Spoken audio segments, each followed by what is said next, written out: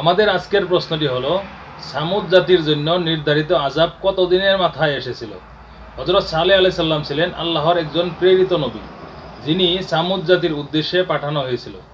সামুদ জাতি ছিল এক শক্তিশালী সমৃদ্ধ জাতি, যারা পাথর কেটে বিশাল অট্টালিকা ও পাহাড়ের গুহায় বাড়ি নির্মাণ করত। তারা প্রথমে আল্লাহকে বিশ্বাস করত, কিন্তু ধীরে ধীরে তারা মূর্তি পূজা ও পাপাচারে লিপ্ত হয়ে পড়ে। আল্লাহ হযরত সালেহ আলাইহিস সালামকে নবী করে পাঠান, যাতে তিনি তাদের একত্ববাদের দিকে আহ্বান জানান। কিন্তু তারা তাকে মিথ্যাবাদী বলে উপহাস করতে থাকে।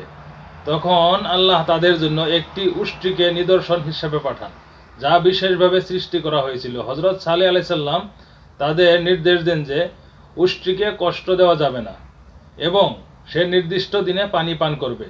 কিন্তু সামুদ জাতি আল্লাহর এই নিদর্শন অমান্য করে এবং তারা সেই উষ্ট্রীকে হত্যা করে।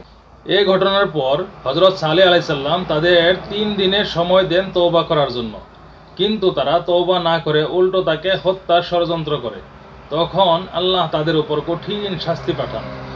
এক ভয়ঙ্কর ভূমিকম্প ও বিকট শব্দ দ্বারা তাদের সবাই ধ্বংস হয়ে যায়। কেবল হযরত সালেহ আলাইহিস সালাম এবং তার অনুসারীরা নিরাপদে বেঁচে যান।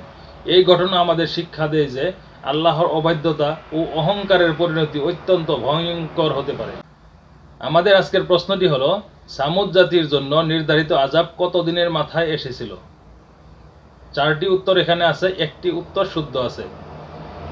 নাম্বার 1 1 দিন, নাম্বার 2 3 দিন, নাম্বার 3 7 দিন, নাম্বার 4 40 দিন।